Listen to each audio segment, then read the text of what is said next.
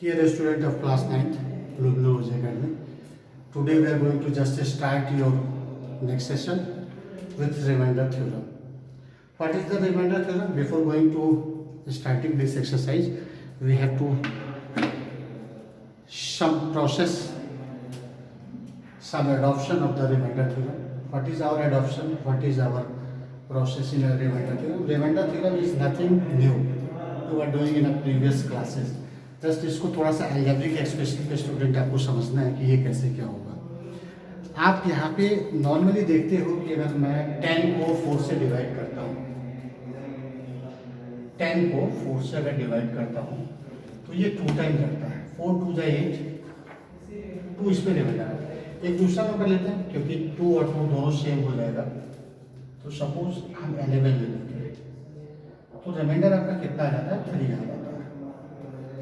अब आप इसी चीज को, यही डिवीजन आपको रिमाइंडर थ्योरम को एक्सप्लेन कर देगा कि कैसे ये क्या चीज है।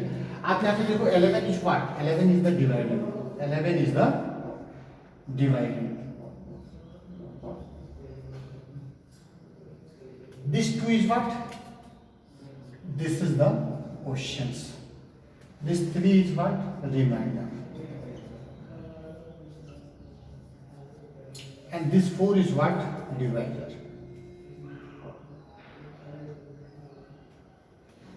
अब इसमें एक रिलेशन होता है। The relation is what? हम उस रिलेशन को अगर ठीक से स्टूडेंट कैरी कर लें तो हमको कोई भी अलजेब्रिक एक्सप्रेशन का जब हम डिवीजन करेंगे उसमें रिमाइंडर थ्योरम क्या होता है, ये जो पॉलिनोमियल्स को जब हम सॉल्व करेंगे तो हमारा कोई भी कंफ्यूजन नहीं होगा। Just look at here. If 11 we can write, हम ये करते हैं क्या होता है? 4 into 8, this 4 into 2, sorry this 4 into 2 and reminder कितना बचा स्टूडेंट? 3 बचा।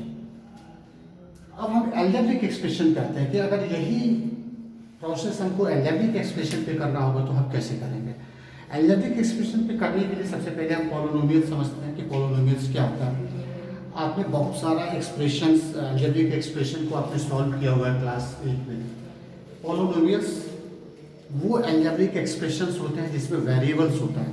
अब अल्फ़ाबेट्स में आपके 26 लेटर्स होते हैं। आप देखो A to Z there are the 26 letter. In this 26 letter X, Y, Z, sometimes S and T, some other book defined also some alphabets, but X, Y, Z is the very important for us. S and T is the very important for us. But in the class 9th especially X and Y, sometimes Y is taken as a variables, but many times taken as a X. तो it means what कि x and y से related जो कोई भी algebraic expression होगा उसको हम polynomials बोलेंगे। कब? एक कंडीशंस होती है उसकी। अब यहाँ पे आप अगर देखो कि अगर कहीं लिखा हो कि 4x प्लस 5 या suppose 4x square plus 3x plus 2, आप इसमें देखो इसमें x इंक्लूडेड है। x इंक्लूडेड है तो ये पॉलिनोमियल्स हो भी सकता है, पॉलिनोमियल्स नहीं भी हो सकता है।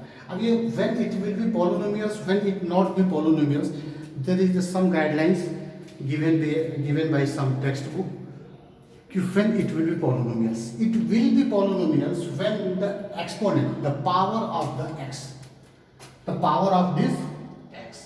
यहाँ पे देखोगे तो यहाँ पे x का पावर 2 है, यहाँ पे x का पावर कुछ भी नहीं दिया, it means x का पावर what 1 है। यहाँ पे आप देखो तो यहाँ पे x का पावर 1 है।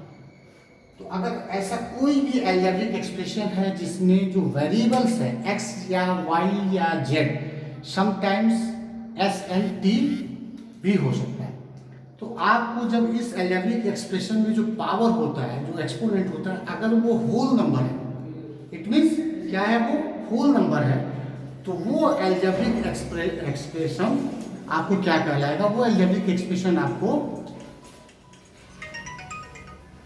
स्टूडेंट पॉलिनोमियल्स कहलाएगा। अब वो एल्जेब्रिक एक्सप्रेशन पॉलिनोमियल्स कैसे कहलाएगा आपको इस देखते हैं। टेक दिस इज द 4, क्या ये 4 एल्जेब्रिक एक्सप्रेशन है?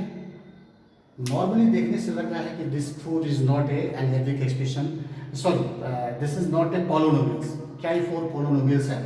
इसमें एल्जेब्रिक एक्सप्रेशन नहीं है क्योंकि इसमें कोई मतलब अल्फाबेट्स हमने यूज नहीं किया, लेकिन आप इजीली लिख सकते हैं इस 4 को 4 इंटू 1 लिख सकते हैं। आप 1 को देखो, अगर किसी भी बेस का पावर 0 है तो वो क्या होता है, 1 हो जाता है। जैसे आप यहाँ पे अभी एक्सपोनेंट में पढ़ा, क्लास 8 में भी पढ़ते हो कि अगर a टू द पावर 0 है तो क्या होता है स्टूडेंट, 1 हो जाता है। तो इस 1 को हम क्या लिख सकते हैं, इस 1 को हम चाहे तो ये लिख सकते हैं कि 4 इंटू 1 की जगह पे x टू द पावर 0 है। इट मीन्स व्हाट, ये 4x टू द पावर 0 हो गया। अब यहाँ पे आप देखो स्टूडेंट, यहाँ पे क्या है, x टू द पावर 0 है, यानी 0 is a whole number. It means it is also a polynomials, it is also a polynomials. तो 4 इज ए पॉलिनोमियल्स।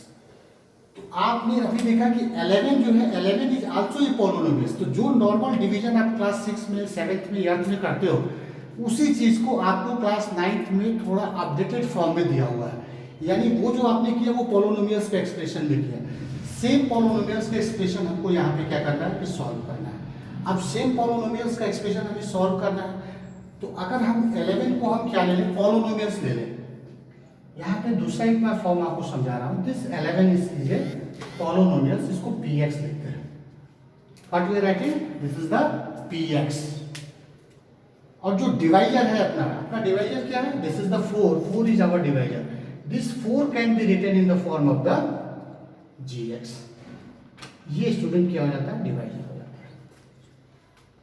और स्टूडेंट यहाँ पे आप देखो, this 2 is what, it is a question, तो ये आपका qx हो जाता है स्टूडेंट। ये सारा वेरिएबल्स मैंने x के फॉर्म में लिया है, अगर कहीं y के फॉर्म में है तो ये gy, py, qy होगा।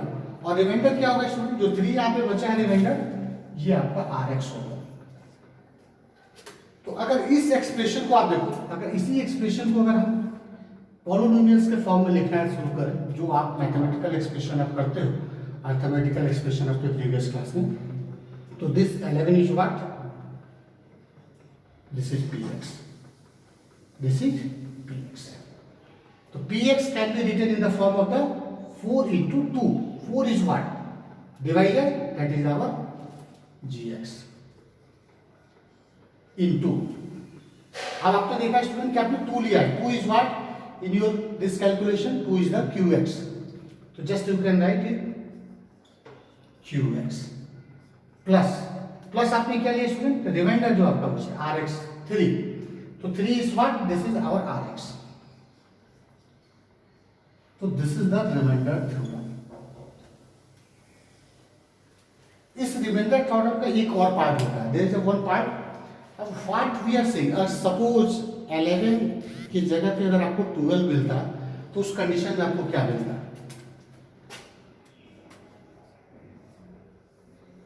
This 12 can be divide by 4 ने 3 टाइम्स, 4 3 जा 12, एंड रिमाइंडर आपका क्या मिलता है, 0। तो it means what, it means 12 जो पॉलिनोमियल्स है उसका एक फैक्टर 4 होता है, दूसरा फैक्टर क्या होता है, 3 होता है। इट मीन्स अगर किसी थ्योरम्स में किसी पॉलिनोमियल्स को px को जब हम gx से डिवाइड करते हैं, मतलब डिवाइजर से उसको क्या करते हैं, डिवाइड करते हैं नॉर्मली, और हमारा reminder, if you are getting our reminder 0, in this condition gx is a factor of px। This is the part of this factor theorem. So what we are getting? We are getting that the px is equal to gx into qx when rx is equal to 0. So this is the second part of this remainder theorem. अब इसी remainder theorem को use करके हम लोग को exercise को शुरू करना है। एक्सरसाइज का क्वेश्चन मैं नेक्स्ट डे लूँगा, और नेक्स्ट डे हम लोग चलेंगे, इसमें ढेर सारे क्वेश्चंस हैं। अगर आपको लगता है आप खुद से सॉल्व करिए, अगर कोई प्रॉब्लम आती है इस कॉन्सेप्ट को केयर करते हुए, अगर कोई भी प्रॉब्लम्स आती है please put your comment in a comment box, I will take in a next lecture. Thank you.